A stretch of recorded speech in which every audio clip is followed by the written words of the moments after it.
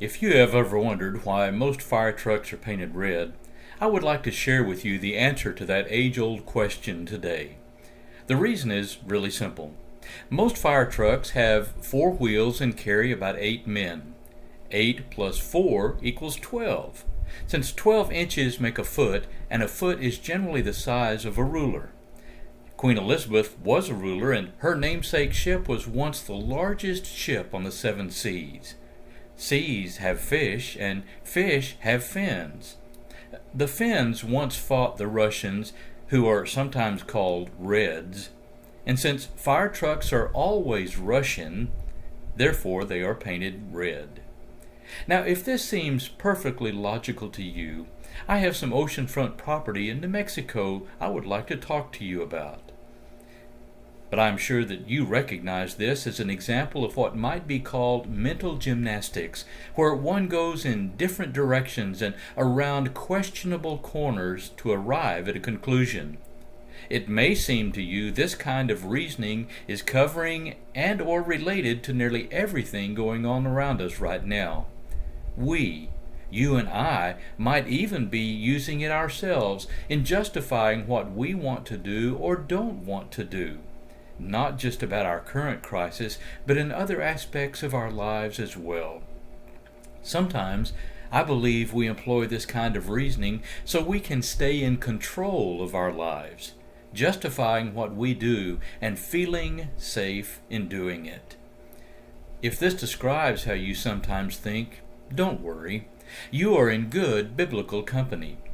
Moses tried to control what he thought was God's plan in Egypt and wound up being a shepherd in Midian for 40 years until God called him from the burning bush in Exodus chapters 3 and 4.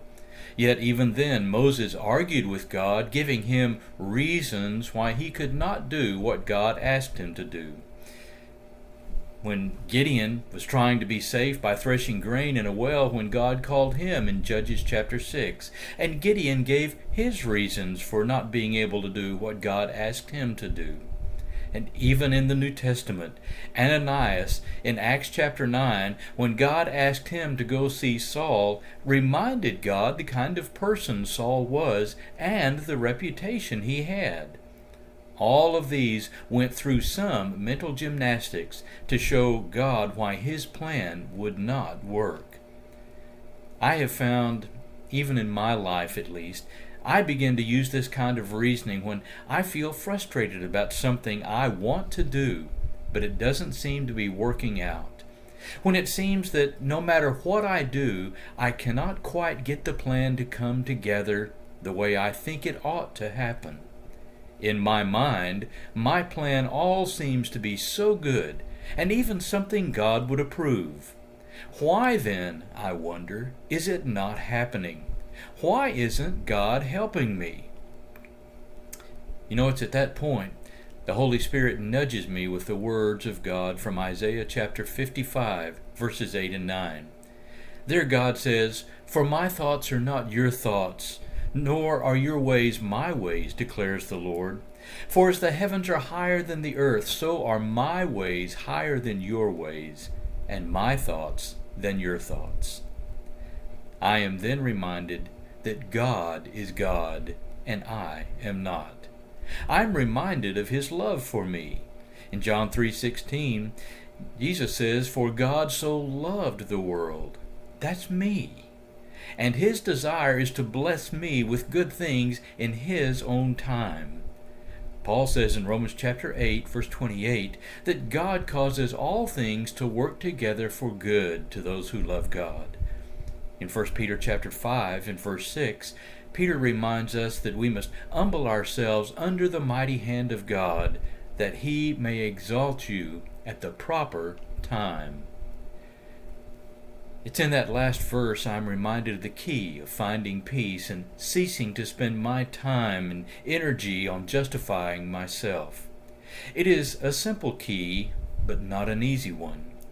Proverbs chapter 3, verses 5 through 8 says it this way: "Trust in the Lord with all your heart, and do not lean on your own understanding.